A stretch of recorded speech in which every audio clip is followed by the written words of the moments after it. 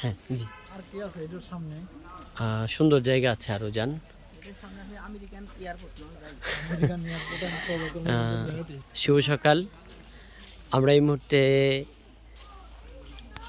লাউছড়া eco পার্কে আছি, যেটা ইকো পার্ক দৃষ্টিনন্দন একটা পার্ক ছিল। এখানে আসলে গাছের সমৃদ্ধি, জীববৈচিত্র্যের যে সম্মিলন, জীববৈচিত্র্যের যে আকার প্রকরণ এবং বিশ্বায়িতকরণ, এখানে বাংলাদেশ বন বিভাগ বিশেষ প্রকল্পের মাধ্যমে ইকো পর্যটন কেন্দ্র হিসেবে ঘোষণা করেছেন, যেটা শতাব্দীর স্মারক হিসেবে ঘোষণা করা হয়েছে। এখানে আমরা যারা আসছি মূলত তারা এই ইকো পার্কটা, ইকো রিসোর্টটা বিশেষ করে ভ্রমণ করার জন্য আসছে। এখানে কি কি আছে, কীভাবে এটাকে সভ্যতার কাছে তুলে ধরা যায়, মূলত সভ্যতার সাথে নিজেকে মানিয়ে নেয়, এটাই মূলত আমাদের কাজ।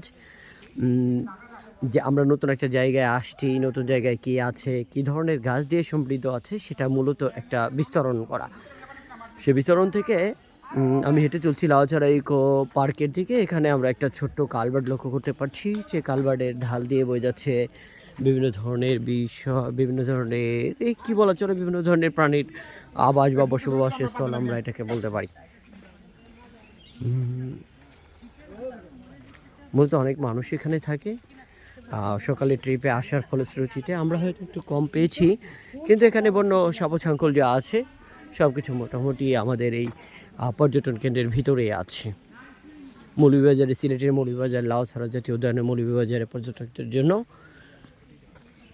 সব কিছু আছে। আসলে মূলত এখানে প্রকৃতি পরিবেশ যাতে নষ্ট না হয়, বিনষ্ট যাতে না হয়, সে ব্যাপারে একটা বিশেষ পদক্ষেপ বা খেয়াল রাখতে হবে, যেন প্রাণীদের আবাসস্থলের কোনো ক্ষতি না হয় এবং জীববৈচিত্র্যের যেন কোনো ধরনের পার্থক্য না হয়। যদি যদি জীববৈচিত্র্যই রক্ষা করতে হয়, তবে পরিবেশের প্রতি খুব ভালো করে খেয়াল রাখতে হবে, যেন পরিবেশের কোনো ক্ষতি না হয়।